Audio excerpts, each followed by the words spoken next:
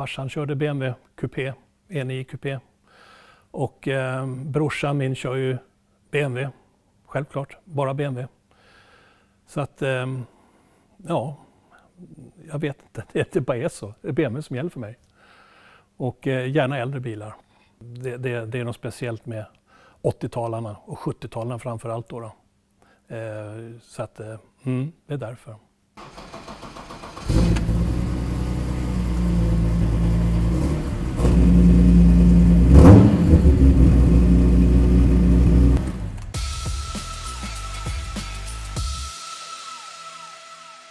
Hallå, hallå. Hallå du.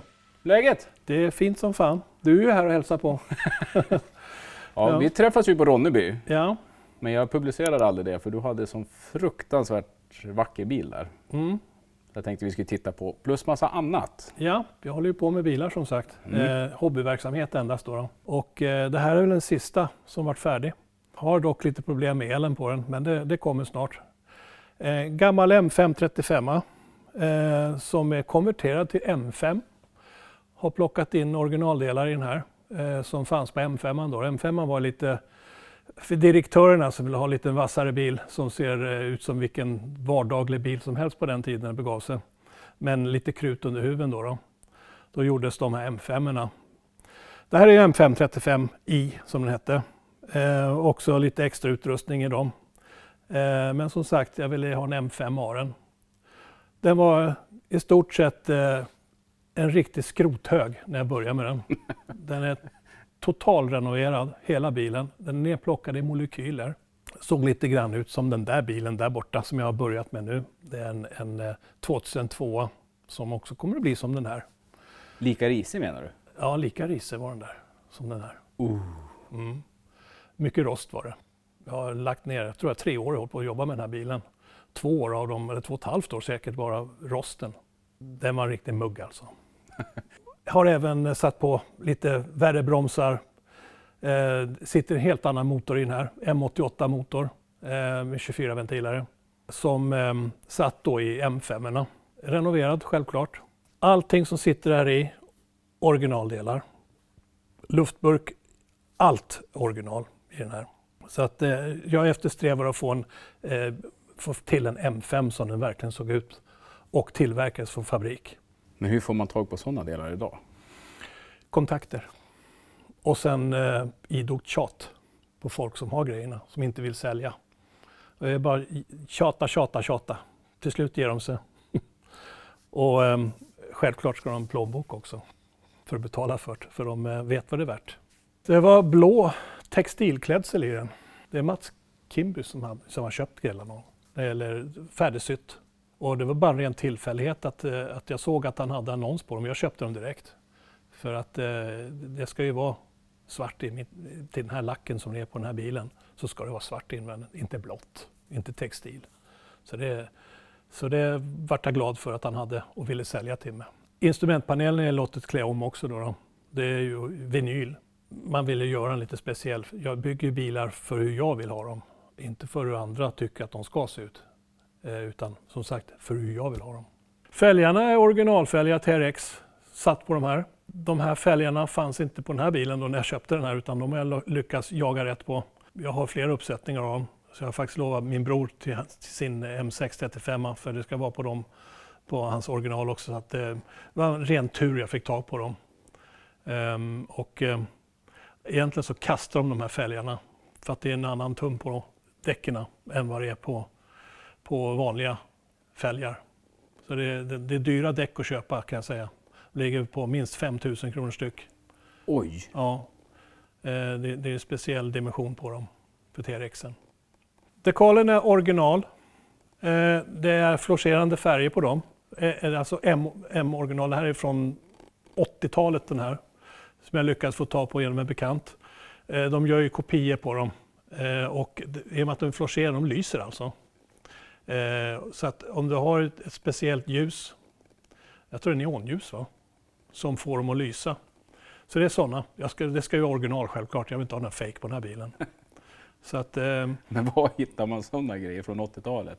Bekanta och kontakter som sagt. Jag får ta på mycket genom den killen. Han har väldigt mycket i sina gömmor. En hel del som man inte ens känner till själv. Utan när man är där och hälsar på honom så kan man hitta grejer i hans förråd. Och det är inte lite grejer kan jag säga. Och så får man till så, oj den där visste jag inte ens att jag hade. Och så frågar man om man får köpa det av honom. Så blir han, ja, jag vet inte. Och så får man börja tjata. Och till slut släpper han det. För han kommer på att han kanske aldrig kommer att använda det själv. Här har jag plagierat originalet då, som de såg ut. M5-erna, i och med att batterilådan ligger ju gömd under den här inklädda historien. Det här är då plats för triangeln. Och det var de här trianglarna som låg i. Nu hade jag originalkartongen till den. Här under ser man batteriet då. Den ligger i en plåtlåda som jag har tillverkat i plåt självklart. Efter originalet. Textilen är som sagt originaltextil jag fick ta på. Klätt med svart vinyl här uppe. Ska vara svart. Likadant verktygslådan ska vara svart. Satt infällt förbandslåda i sidan. Har jag fällt in. Och verktygen för domkraft och sånt ligger där bakom.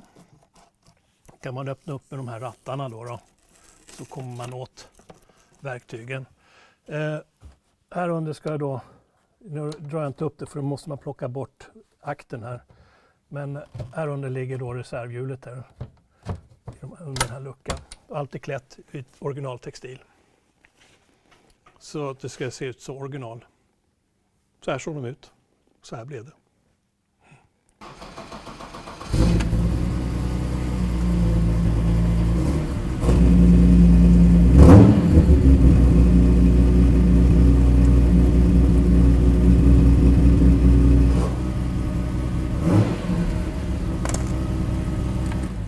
Det var den här du hade på Ronneby ju. Den hade jag på Ronneby. Den var inte anmäld så att jag fick ju inga priser på den. Utan det var väl mest för att ställa ut den i Turtle Wax monter. Jag brukar ju låna ut bilarna till dem där. Den har ju varit med i Bilsport på reportage den här bilen. Och då visade det sig att de killarna som gjorde reportage på den här när jag var på Vallåkra fick syn på bilen och tyckte det var kul att se den där. Den var inte anmäld där heller. Så de anmälde bilen åt mig på utställningen där. Jag hade ingen aning om det. Och så kom det en kille från verksamheten där med en lapp. Och sa, du har vunnit, sa de. Vad har jag vunnit för något? Så, ja, du har vunnit första pris. På vad då, sa jag. Ja, på din bil. Nej, men jag har inte anmält den. Nej, men det har vi fixat, sa de. Så jag var nu bästa BMW där. Bästa BMW. Jag fattar ju ingenting. Men det kul var det. Folk gillar bilen. Och det roliga är att det oftast är då människor i min ålder. Jag är ju över 60 så att säga. Och det är många i den generationen som kommer ihåg de här sen vi var små. Och jag åkte också runt i de här med mina föräldrar då. Så att det är ju en sån här grej som man kommer ihåg. Och de växer ju inte på trän egentligen, de här bilarna längre. För de rostar ju bort, de är helt felkonstruerade. Med inbyggda lådor som rostar inifrån och ut. Så att många försvann. Många hamnar på skroten. Den här har jag däremot, den har inte gått så långt. Den har inte gått med en 6700 mil om jag inte minns fel. Och den har ju stått på museum innan jag köpte den. Och sen så stod den nere i min vagnhall 15-18 år innan jag satte igång och började renovera den då. Bygga om den så att säga. Det är en E9 CS från början, ombyggd till CSL. Den är byggd som jag vill att en CSL ska vara. Det sitter en M5-motor i. Den är ombyggd med bara originaldelar, CSL, för att så ska det ju vara. För att slippa massa frågor på bilen som säger det där är ju ingen äkta CSL. Nej, det är ingen äkta CSL, men det är min hyllning till CSL. Så jag lät tillverka några klisterdekaler som sitter på vingen bak. Där det står att det är min hyllning till BMW CSL. Visserligen har jag haft mycket delar kvar själv. Jag har haft några stycken tidigare då. Och som sagt, det var ju rostvrak. Så jag plockade bort alla delar som gick att använda. För någon gång i framtiden skulle jag då köpa någon som var i bra skick eller renoveringsbart skick i alla fall. Och ha delarna kvar. Många tyckte jag var en jävla idiot som sparar grejer på såna här bilar. Det var ingen som ville ha dem förut. Man kastar de här bilarna efter en. för bara på 90-talet. Och ingen vill ha dem. Så mycket av de delarna jag kunde använda till den här då, som var dåliga faktiskt på den här. Inredningen och allting är omsytt i den. Det sitter ju CSL-stolarna i. De som var, det var ju extra beställning på om man vill ha fällbara stolar, för annars var det fasta stolar i de här. Och jag ville ha en fällbara, man sitter bättre i dem. Annars var de här skällstolarna satt i Porschan också. Jag är ju inte någon smal kille och sitta i de stolarna var inget skönt. Alltså det var inget kul att köra, så jag ville ha en lite mer sköna stolar att sitta i, så det vart ju de här. Men de fanns också, kunde man köpa till de här bilarna. Det sitter ju Peter i ratten i, som satt i dem. Jag har låtit sy om ratten, så jag har ju M-trådarna i, alltså i stygnen då, sitter i ratten. Dogleglåda från M3. Det sitter en Alpina bakaxelklump, oljekyld, diffad. Och jag fick tag på M-sports loggor. Annars är det hela BMW-märket där, men det är M-sports logga. Sitter överallt på den. Det sitter 16 tum alpinor på. Och som jag sa tidigare så har jag låtit tillverka då en dekal som talar om att det inte är en äkta utan det är min hyllning till E9 CSL. Takvingen som är på, där fick jag aldrig sitta på när man besiktar de här. För att då fick de ju för sig att om man körde på någon så kunde de flyga över taket och så gjorde de sig illa på takvingen. Helt absurt. För har du kört på någon i den farten de flyger över taket, då är det redan kört för dem. Men det gick inte att besikta med de här. Likadant spoilern bak fick inte heller sitta i på bilen. Den levereras i bakluckan om du skulle ha BAT-modellen på den. Så fick man montera det själv på eget bevåg. Men de fick inte leverera dem med, de monterade när de var nya. Var har du fått framlyktorna ifrån? Jag köpte en firma i Tyskland. Det var det enda sättet han hade kvar. De gick till franska, för den franska marknaden. Det var bara ren flax att jag fick tag på den. Jag bara chansade. För jag såg han hade i någon jävla reservdelslista jag såg att det fanns gula. Och de skulle inte finnas egentligen. Men han lovade ut och kolla i laget och visade att han hade ett sätt. Jag tar dem, så jag. Så skickade han dem. Men som jag sa tidigare, det är liksom, folk tyckte jag var en jävla idiot att sätta på gula lysen på bilen. Men jag ångrar mig inte en dag. Det gör bilen, tycker jag. Får lite elakare utseende fram än de vanliga ljusa glaserna. Windsplit satt i original på CSL-erna då. Ja, vad de gör för nytta egentligen, jag är faktiskt inte den blekaste. Men de fick väl för sig att det var till för att leda av vinden. Jag vet faktiskt inte. Men någon funktion har den i alla fall. Jag satte dit sån i alla fall, det ska vara på den, så att då vart det då. Jaha, vad är det här för någonting då? Det är en M635 CSI. Den har jag väl haft nu i 4 år, tror jag. Massa såna här små skavanker som jag åtgärdat, men annars är bilen helt original. Den har gått, den är inne på 19-20 000 har den väl gått, tror jag. Tror att den är orenoverad, men den går som en klocka alltså. Sitter ju då M88 i den här också då, i och med att det är en M-serie på den här. Den är tillverkad 85, så att den har en år på nacken nu. Den är 40 år. Sitter alpiner på, 16-tummare på den här också. Har ju TRX-fälgar till den också då, som sitter original på, men jag tycker det är fräscha med de här fälgarna. Passar bättre på den här bilen. Sitter ett kit med breddare på den. Även kjolpaket har det på den här. Det är också extra tillbehör på den.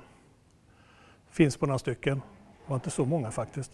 Inredningen var ganska sliten, det är renoverat. Jag har gjort rent allting, det var ju hur skitigt som helst när jag fick hem bilen. Så jag har lagt ner lite tid på att få den fin då. Hängde innertaket har jag fixat och bytt ut lite grejer som jag tyckte inte passade in. All utrustning, klima och allting sitter i. Den funkar, så jag får kyla i den. Har ju sluppit att göra en hel renovering på den här i alla fall, det är ju skönt det. Så att den är som sagt original. På den röda ligger ju säkert hur länge jag hållit på med den. 6 år. 5-6 år är det på att renovera den. Och den grå M535 där nere, den har jag hållit på nu i 4 år, tror jag. Så det tar tid att få ihop dem. Och man orkar ju inte hålla på hela tiden heller. Och sen när man jagar delar tar ju tid det också. Så att det blir sådana små uppehåll då, när man försöker få tag på alla delar som man vill ha. Och sen får man då, när man hittar grejerna, får man en ny tändning och sätter man igång igen. Så att jag renoverar i lugn och ro, som jag tycker att jag har tid med. E34 M5, den sista handbyggda modellen från BMW. Allt är handgjort på den här. Alltså hopplockad manuellt så att säga. Det är inga robotar som har satt ihop den här bilen. Den har 2 ägare innan mig. Och det sista var ett pensionärspar som har haft den. Körde väldigt sparsamt med den, så den har inte gått så långt. Helt oskruvad. Jag fick erbjudande att köpa den från ett dödsbo. Och slog till direkt, självklart. Jag kunde inte låta bli. Har varit lite småpyssel med den här också. Lacken var inte så jävla välbehållen utav äldre par som inte brydde sig speciellt mycket. De har haft hund också då. Så jag har fått göra ordning skinnklädseln i den, färg om. Det var lite sådana här rivmärken och sånt där lite här och där. Så det är ordning gjort allting. Annars har den hållit sig ganska bra. Den har stått mest i garage. Och jag har ju också haft den i garagen. Jag köpte den då för 2-3 år sedan. Någonting. Kör väldigt sparsamt med den. Det är ju så. Har de inte gått så långt då vill man inte köra så mycket mer om heller. Det är en trevlig bil. Motorn är oskruvad på den här. Det enda som är gjort är servad. De här var ju populära att skruva sönder. Man fick ju dem nästan gratis de här bilarna. Och ungdomarna gillade att köpa dem och kör skiten ur dem. Så att de försvann ju en hel del av de här bilarna. Många plockade ur motorerna och satte i dem i andra bilar. Ja, tyvärr alltså. Många försvann. Och sen så är de kända för rost också då. Rostar en hel del de här. Den här har klarat sig helt. Det finns ingen rost på den här bilen. Inte för 5 öre faktiskt någonstans har jag sett. För jag har gått igenom hela bilen. Jag har haft den uppe på lyften och gått igenom varenda jävla skrymsel i bilen. Så den är helt rostfri. Och det är likadant, jag hade den uppe i Stockholm för serva motorn då innan jag fick hem bilen. Och de var alldeles saliga och sa första gången på länge de skruvar en oskruvad motor. Och det tyckte de var wow. För de brukade som sagt alltid några hempular upp och mecka med dem. Och det var kul att höra. Härlig färg. Ja, det är det också. Daytona V1, väldigt populär färg. Och är det så att någon vill ha en M5 så vill de gärna ha med den färgen. Det är original, Throwing Star. Sitter då Nürburgring-paketet i den här. Det innebär att det är automatisk nivåreglering.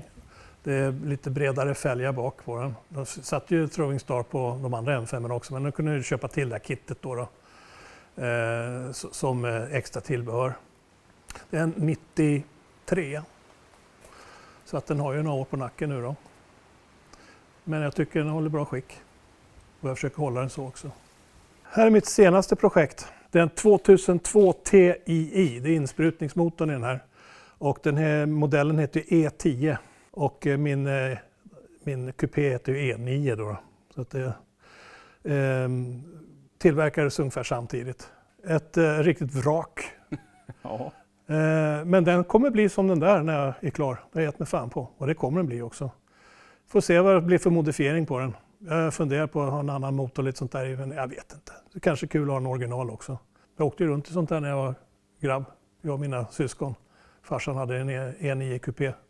Så vi trängde in oss i 5 personer med packning och ut på landet. Där hade vi vattendunkar och matkassar och allting i.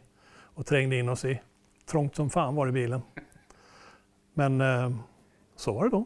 Det gick ju. Ja, vi fick ju klämma in oss med skohorn. Och ingen glassätande i bilen kommer jag ihåg. Verona röd hette den original. Jag kommer dock inte ha originalfärgen på. Jag kommer ha Cinnoberrot. Samma som jag valde till min E9, för den var också Verona. Men jag tycker inte om den färgen riktigt. Jag vill ha lite mer rött i. Det är lite mer orange i den här röda färgen. Så jag tycker den ser sjask ut faktiskt. Så den här precis börjar att skruva ner. Det tar lite tid. Särskilt när jag ska svetsa upp det här. Det kommer att ta ett par 3 år säkert. Kvällar och helger och sånt kommer jag hålla på med den. Så det kommer se om inredning och sånt i den. Plocka ner den molekyler och renovera upp allting från scratch. Så det blir nya lager, nya bussningar i framvagn, i bakvagn, nya bromsar. Allting kommer bli nytt i den. För så som sagt har jag gjort med den här. Hör du vilken rolig samling. Mm. Jättefina bilar. Jag skulle jättegärna vilja komma tillbaka sen och titta på när den här är klar. Du är nog dit, hörru. Ja, du är välkommen, Douglas. Tycker jag låter som en jättebra plan. Då kanske vi kan åka lite grann också. Det är lite halvsjavigt väder ute. Så att... Det kan vi visst göra. Jag hoppas jag får ihop den här då, elen. För den här är nog rolig. Med skön att köra tydligen. Jag har aldrig kört en sån här. Jo, nu ljuger jag. Jag har kört den för många herrans år sedan. Då tyckte jag inte om den. Det var också en M535 som jag fick låna av en bekant. För jag hade sålt min Volvo då. Men som sagt, jag tyckte inte om den. Men den var ju lite hårt körd, den bilen. Då får vi väl se. Kanske gillar den här då. Ja, jag vet. Får vi säga på återseende då. Ja, det får vi göra. Kul att du kom och hälsade på.